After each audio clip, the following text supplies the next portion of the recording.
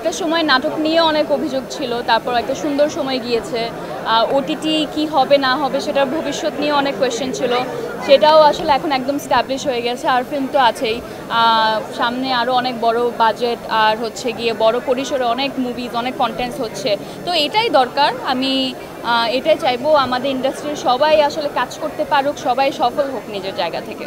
একজন ডিরেক্টর, একজন রাইটারের স্বাধীনতা থাকা উচিত, এবং স্বাধীনতার পাশাপাশি সেন্সিবল হওয়াটাও খুবই জরুরি। আমি এমন কিছু আসলে দেখাতেও চাই না যেটা আসলে দেখিয়ে কোনো লাভ হবে না। Everything has to B justified. যদি সেটা জাস্টিফাই হয় তাহলে ডেফিনেটলি নতুন নতুন গল্প, নতুন নতুন জিনিস আসলে অডিয়েন্সকে দেখালে বিদেশি অ্যাপস, বিদেশি ওটিটি প্ল্যাটফর্মস বাদ দিয়ে আমাদের দেশীয় কন্টেন্টগুলো আরও ভালোভাবে এগিয়ে যাবে। সুন্দর একটা টিজার দেখলাম, এখন আসলে ফিল্মটা দেখার পালা। আমার বেশ কিছু কলিগসদের আসলে মুভি আসছে নেক্সট ঈদে, এইবারও দেখেছি অনেকগুলো কাজ, সবাই খুব সুন্দর করছে, এগিয়ে যাচ্ছে নিজেদের মতো করে। সো ডেফিনেটলি আমার মনে হয় নেক্সট ঈদটা আরও বেশি এক্সাইটিং হবে। ডিফারেন্ট কোনো কিছু আমি ভালোবাসি, সেটা আমার নাটকের কন্টেন্ট হোক কিংবা হচ্ছে ওটিটি হোক, সব সময় কেউ যদি ডিফারেন্ট কোনো কিছু করতে চায় সেটার সাথে মানে আমার ফুল সাপোর্ট এবং পুরো ভালোবাসা আসলে সেটার সাথে থাকবে।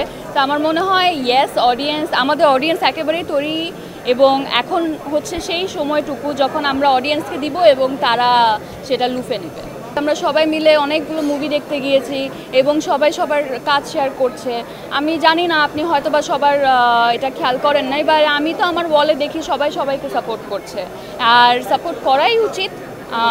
অন্যের বেলাও তাই, এবং নিজের বেলাও আমি সেটাই আশা করব যে আমার একটা কাজ বের হলে আমাকে কেউ সাপোর্ট করবে, আমার কলিগের কাজ বের হলে সেটা সাপোর্ট করবো। আসলে প্রত্যেকটা মানুষের নিজের নিজের একটা লাইফের জার্নি, কেউ কারোটার সাথে আসলে কোনোভাবেই জড়িত না, যার কপালে যেটা থাকবে সেটাই হবে।